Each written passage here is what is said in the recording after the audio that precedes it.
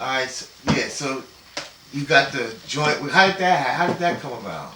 Yeah. Oh, yeah. The first record was with the Clientele Brothers. Okay. So you had a record with the Clientele Brothers. But it was one of those political joints when Jesse Jackson was running for president. Okay. We had a record out in support of him called Run Jesse Run.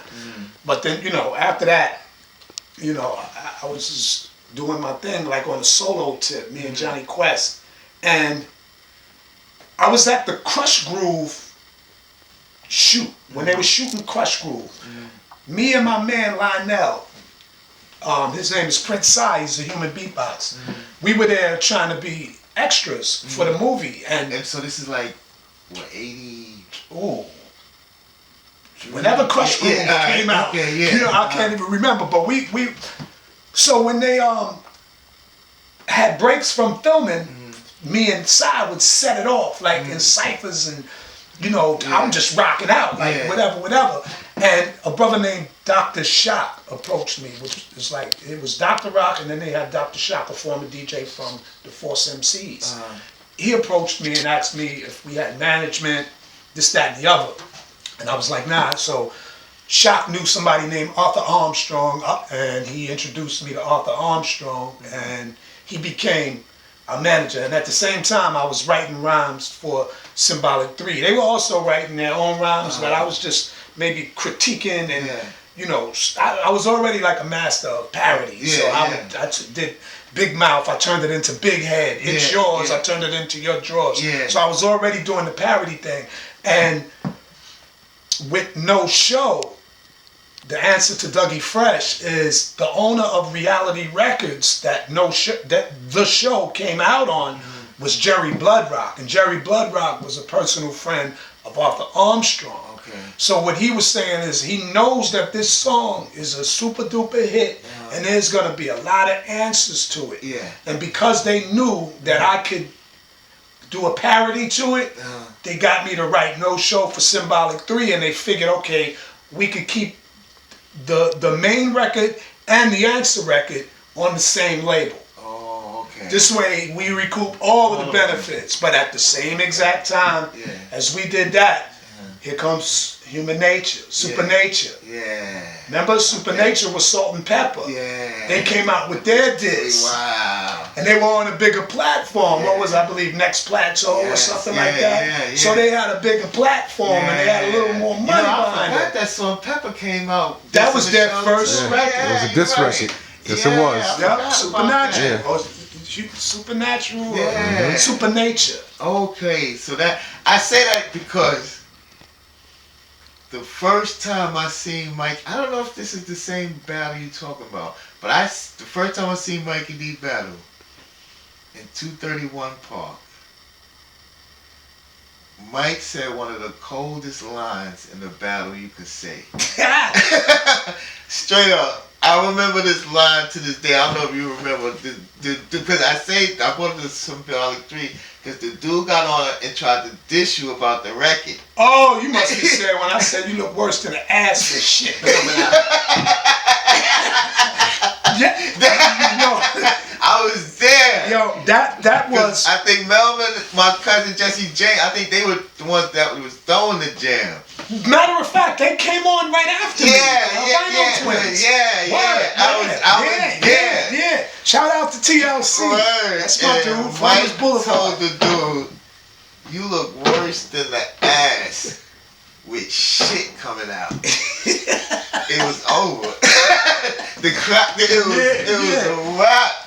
And I was like, I stood and I analyzed that line like, what looks worse than the ass with shit coming out? That's the nastiest shit ever. Unless you look like a pussy on period or some shit. So that was why I was like, yo, wow, that stuck to me all these years. Yeah, man, word. That was in 231st Park. 231. That was. I think that might have been the battle. Too, when I first started battling. Other than that, I was just saying. Now, I heard that one time you in the interview you said you used to go like looking for battles. Yes. And one of the people you would go up to was Cool G Rap.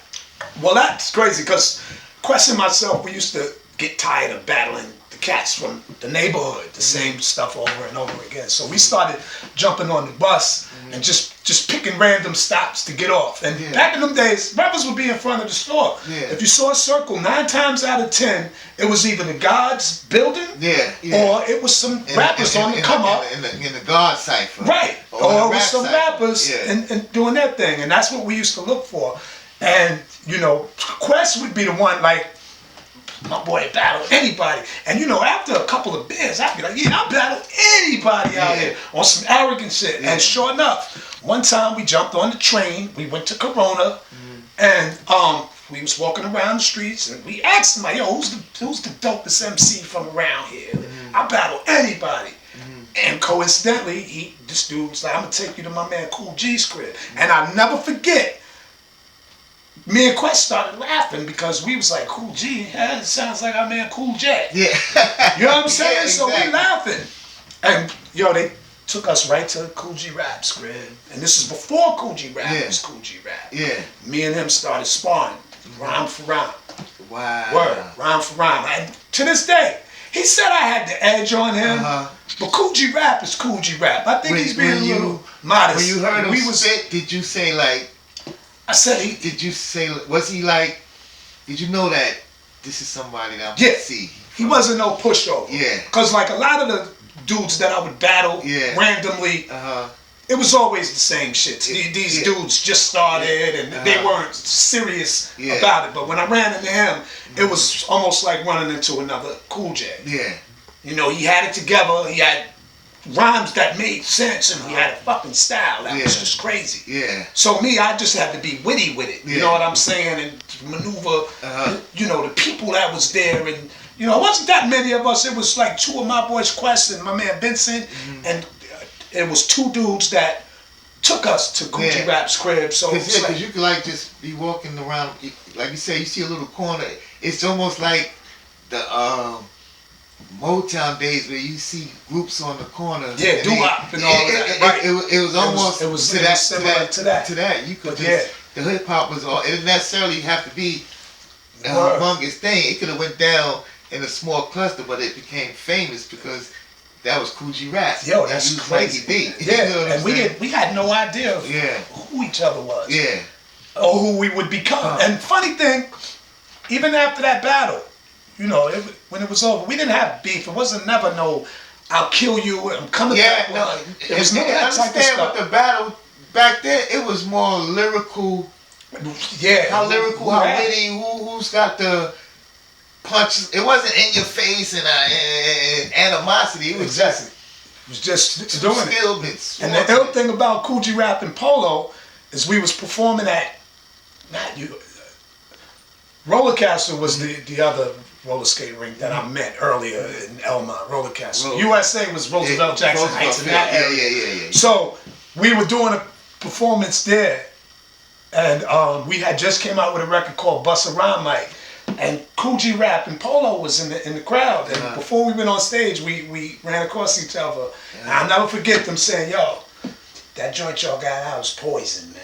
Oh, wow. That joint y'all got out was poison. This is before Poison came out. Yeah, you know what I mean? And I was like, good looking.